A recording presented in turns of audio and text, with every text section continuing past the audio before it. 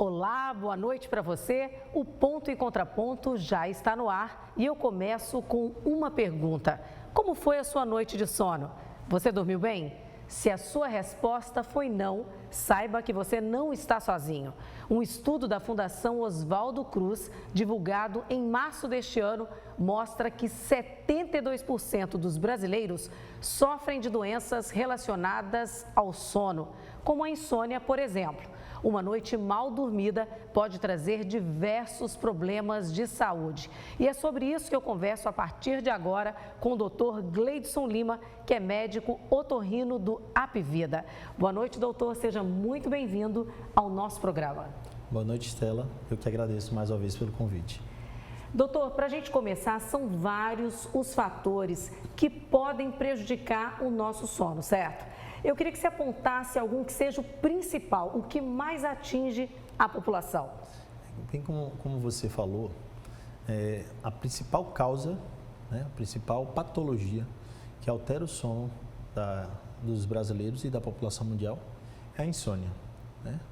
E o que é a insônia? A insônia nada mais é que a dificuldade que você tem de iniciar o sono, aquelas pessoas que chegam, deitam na cama e ficam ali horas para um lado, para o outro, pensando, e não consegue dormir, não consegue iniciar o sono e sai, vai fazer alguma coisa, volta. Então, a insônia são pessoas que têm essa dificuldade de iniciar o sono e de manter o sono durante a noite, Porque o sono ele é dividido em fases, Tem a fase inicial, a fase intermediária e a fase final, que é a fase onde há a reparação tecidual. Então, aquelas pessoas que têm dificuldade de permanecer dormindo do início ao fim, durante esse ciclo, ela vai apresentar problemas no dia seguinte e outras patologias associadas. Então, hoje, a principal causa de problemas do sono na população brasileira, como o estudo foi correto em afirmar, é a insônia. Após a insônia, existe a apneia obstrutiva do sono, que são aquelas pessoas que roncam à noite e que têm pausas respiratórias, ficam até sem respirar durante a madrugada, Tanto a criança quanto adultos. Então, essa é a segunda causa de transtorno do sono na população. E esse problema do sono, ele atinge mais os homens ou as mulheres? E também existe limite de idade, Como você disse aí, criança também tem, mas os mais velhos têm mais ou não? Como é?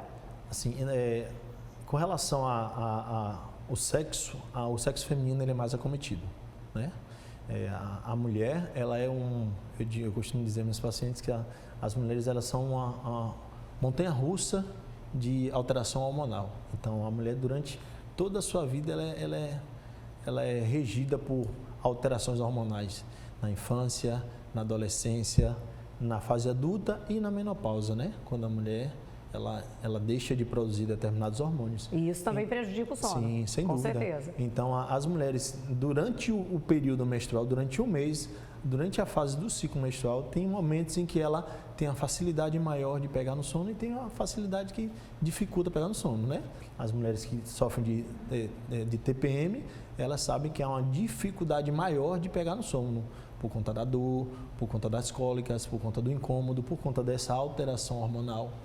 Já as mulheres mais velhas, que já entraram na menopausa, elas durante a madrugada ela tem sudorese intensa, aquele que elas chamam de fogachos, que é o aumento da temperatura corpórea. Aí acorda com calor, já perde o sono. Acorda com calor, já perde o sono e como elas apresentam insônia, elas não têm a dificuldade de reiniciar o sono. De voltar a dormir. De voltar a dormir. E a gestação. A gestação é outro ponto ligado à mulher, que faz com que elas sejam o principal sexo a ser acometido pela insônia. Com relação à idade, o organismo ele precisa de uma quantidade determinada de horas para que haja a reparação tecidual. Porque o que é o sono? O sono nada mais é que a fase em que o organismo ele usa para reparar, para recuperar. Tudo que há de errado e que foi usado em excesso durante o dia. né? Por exemplo, a pessoa que pratica atividade física, no momento que dorme que o músculo vai se regenerar. E não é bom quem pratica atividade física, por exemplo, durante a noite, se ele tem dificuldade para dormir. Isso, porque você acaba aumentando o seu metabolismo, né? Quando você aumenta o seu metabolismo, você aumenta o trabalho de todo o seu organismo. E na hora que você vai dormir, é a hora que o seu organismo precisa estar trabalhando menos possível, seja o corpo, seja a mente.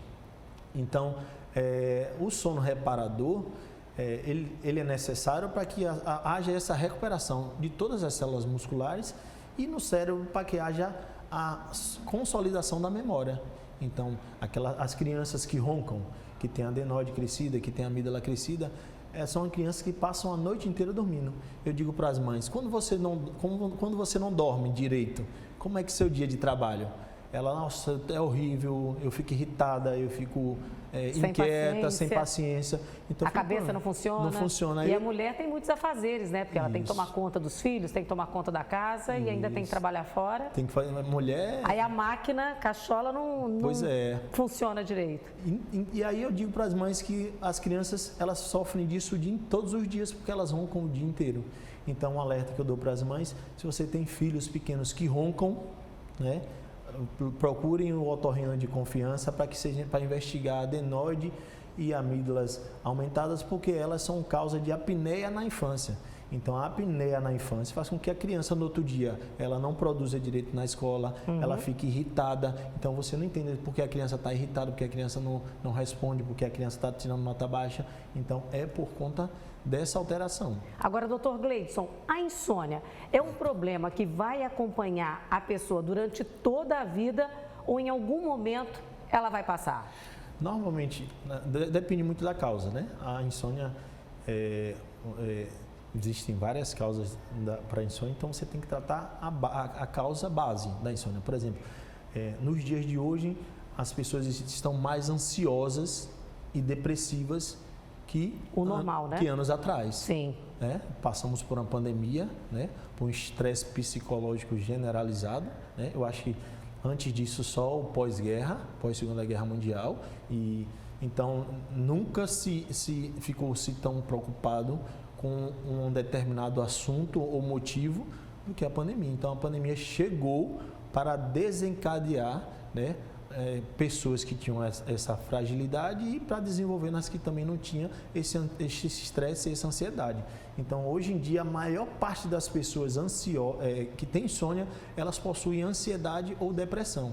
Então, a pessoa ansiosa, ela deita para dormir, ela não consegue dormir porque fica pensando no que tem que fazer no dia seguinte, no problema, né? Então, você acaba passando mais tempo na cama, pensando, e quando você olhando para o relógio, se preocupando, então isso gera insônia e a insônia consequentemente gera a ansiedade, então fica uma retroalimentando a outra. A mesma coisa a depressão. Então pessoas depressivas, pessoas ansiosas, elas têm que ter um acompanhamento multidisciplinar com psicólogo, com psiquiatra, com otorrino, com fono, para que neurologista, para que nós consigamos trabalhar em todas as faces da doença, para que diminua esse nível de estresse que acomete hoje. Então, normalmente duram anos, né, o tratamento da insônia, porque tem um tratamento da terapia, que é a terapia comportamental com o psicólogo, que é a longo prazo. Então, tem que tomar remédio? Não necessariamente.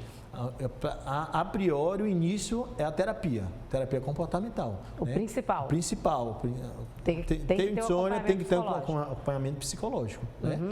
O tratamento padrão ouro de início é o tratamento psicológico. Né? Se caso o paciente mantenha com os níveis de insônia, com dificuldade, aí sim, aí nós podemos entrar com todo o arsenal terapêutico que temos em mão hoje em dia. Né? Então, hoje temos medicamentos maravilhosos que conseguem induzir o sono só no início, ou aqueles medicamentos para aquelas pessoas que têm dificuldade de iniciar o sono, e aquelas pessoas que têm dificuldade de manter o sono, temos outros tipos de medicações que mantêm a pessoa dormindo durante 6, 7, 8 horas da noite. Doutor, outro problema que afeta a qualidade do sono é a apneia, né? Que pode provocar o famoso ronco.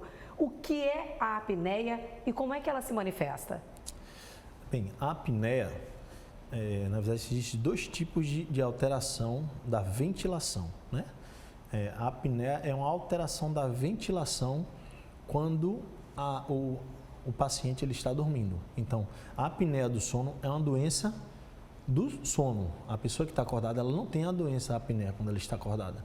A apneia ela só acontece quando a pessoa está dormindo, por isso que o nome é apneia do sono, né? Então, o que é a apneia? A apneia nada mais é que o colabamento das estruturas respiratórias da via aérea superior, impedindo a passagem do ar da boca até os pulmões, fazendo com que o oxigênio chegue em todas as células do corpo.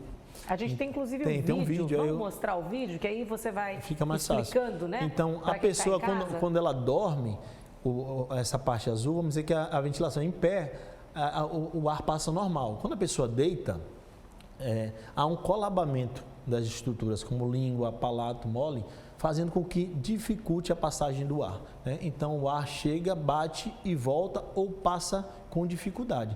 Então, esse ar turbilhona as estruturas que você vê balançando, e esse turbilhonamento, esse movimento dessas estruturas é o que causa o ronco. E a pessoa dorme com a boca aberta, Dorme, né? Com a boca aberta, por isso que fala assim, meu filho dorme com a boca aberta, passa o dia inteiro respirando, só dorme pela boca aberta, que é para tentar boicotar, passar por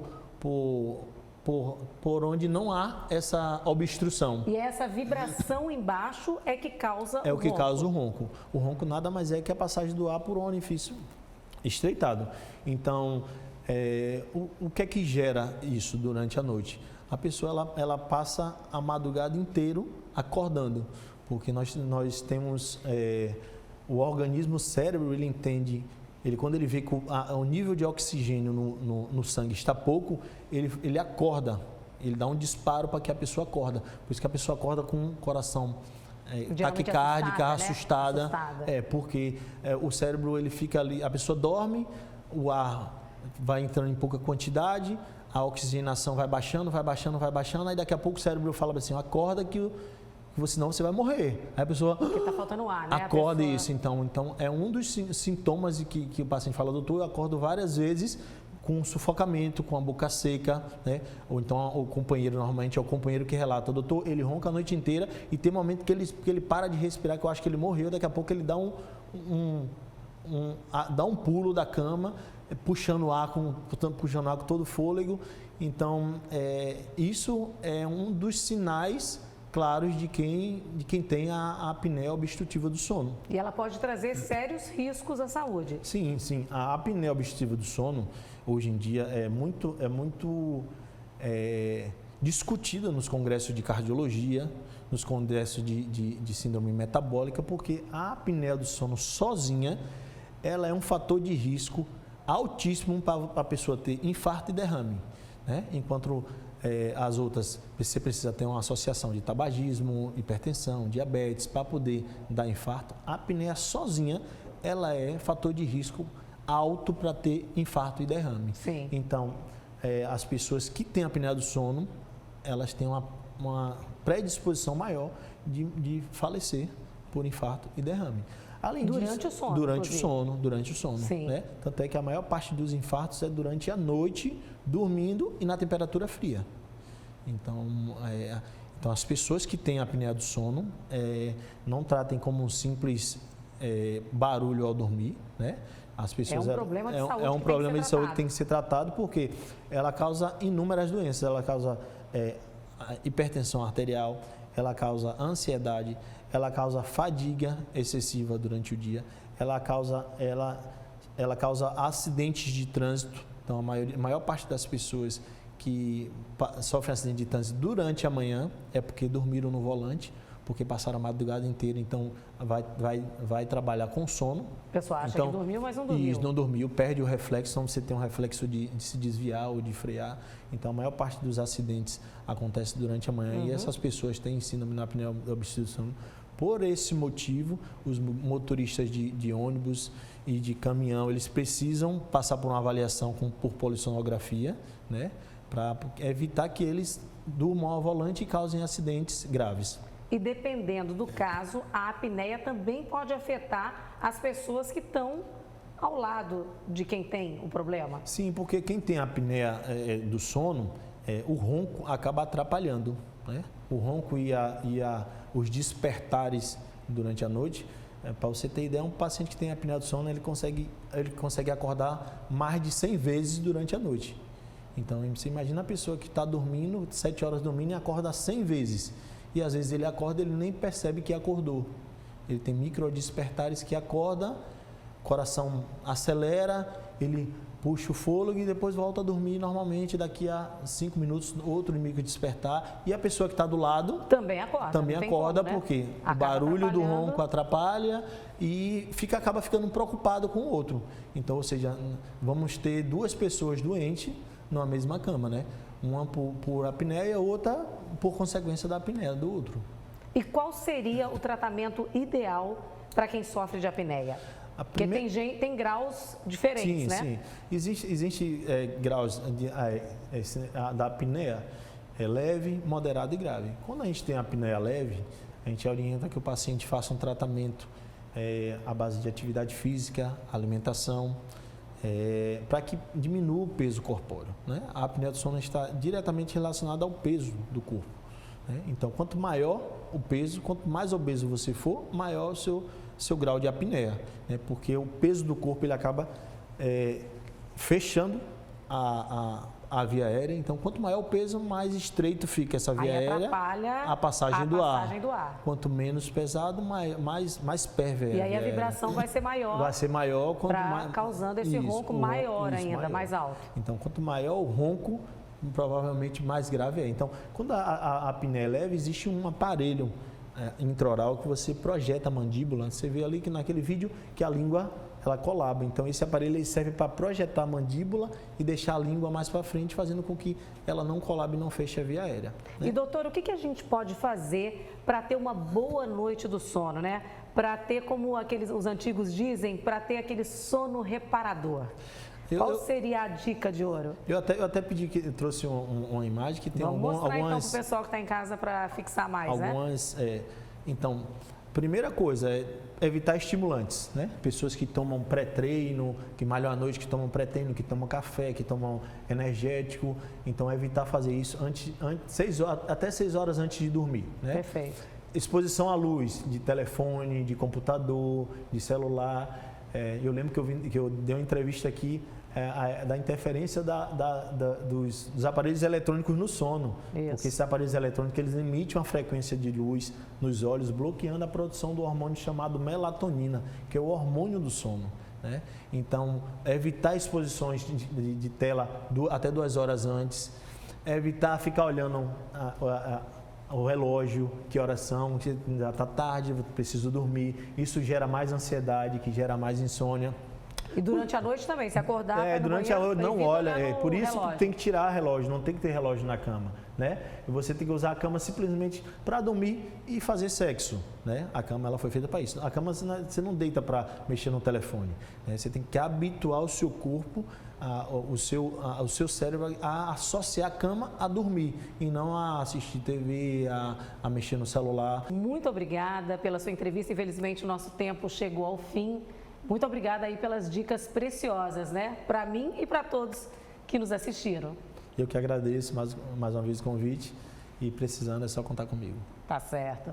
E a você que nos assiste, gratidão pela sua audiência. Para rever essa e outras edições, é só acessar o nosso canal no YouTube, TV Ponta Verde SBT. Que você tenha uma excelente noite de sono. Faz bem para a saúde, você viu, né? Até a próxima edição. Tchau, tchau.